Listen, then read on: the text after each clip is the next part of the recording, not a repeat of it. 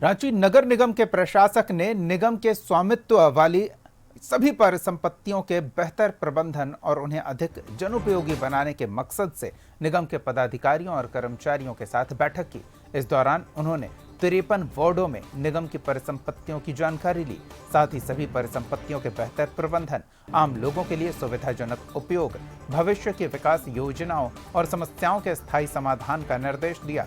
प्रशासक ने कहा कि रांची नगर निगम की सभी परिसंपत्तियों को स्वच्छ, सुंदर और व्यवस्थित बनाए रखने के लिए विशेष अभियान चलाया जाएगा और परिसंपत्तियों को क्षति पहुंचाने या अवैध कब्जा करने वालों के खिलाफ उचित कानूनी कार्रवाई की जाएगी।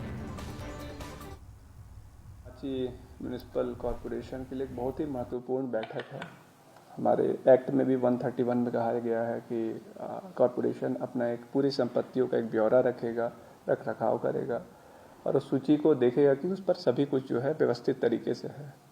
तो इस कड़ी में ही हम लोग सभी शाखाओं के जो अधिकारी हैं, कर्मी सब लोग थे, परिसंपत्ति मैनेजर्स हमारे यहाँ वो लोग भी इसमें थे।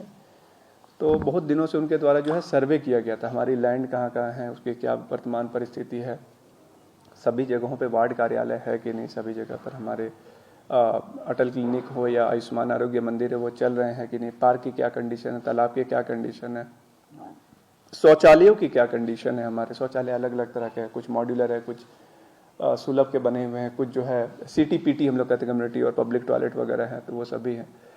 तो ये सभी के दृष्टिकोण से ही हम लोगों ने उनके फीडबैक पर, उनके प्रेजेंटेशन को देखते हुए वो जिन शाखा से एक्सपेक्टेशन है कि ये फाइंड आउट किया उस पर ये करना है, तालाब है तो अतिक्रमण है, वार्ड कार्यालय है नहीं है तो ठीक कराना है या उसको देना है, क्योंकि हम लोग बिना मतलब के रेंट पे क्यों दी। जब हमारे पास बहुत सारी संपत्ति है, छोटे छोटे स्ट्रक्चर है, तो हम लोग सभी वार्ड जो भी पार्षद आएंगे उनको एक हम लोग कम से कम सरकार की एक अपनी एक जगह उनको दे दे जहाँ पर वो अपना कार्यालय वगैरह है वो चला सके।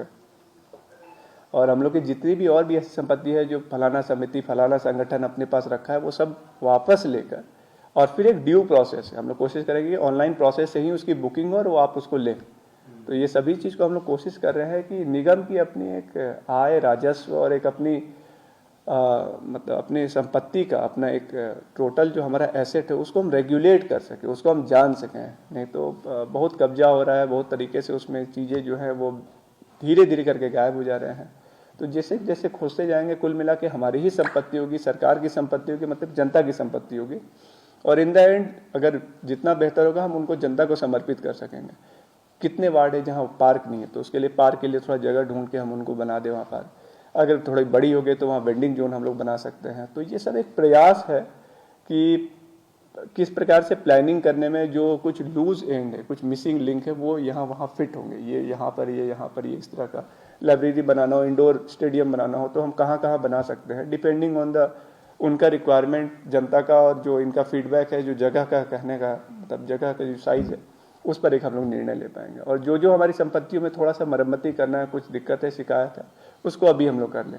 तो ये एक प्रयास है कि इस तरह की मीटिंग हम लोग लगातार चला के इसको हम लोग और बेहतर व्यवस्थित करके जनता को सुपुर्द करें।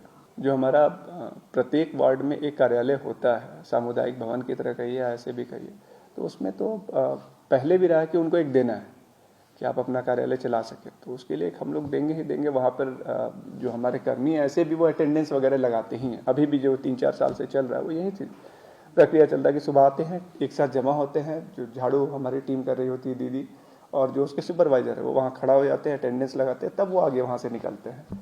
तो वैसे भी अब जब ये आएंगे वार्ड पार्षद तो उनको एक जगह देंगे। नहीं तो पहले जो था कि वो बहुत लोग रेंट देते थे, रेंट का कोई आधार नहीं, जब मेरे पास भवन है हम रेंट के लिए क्यों दें।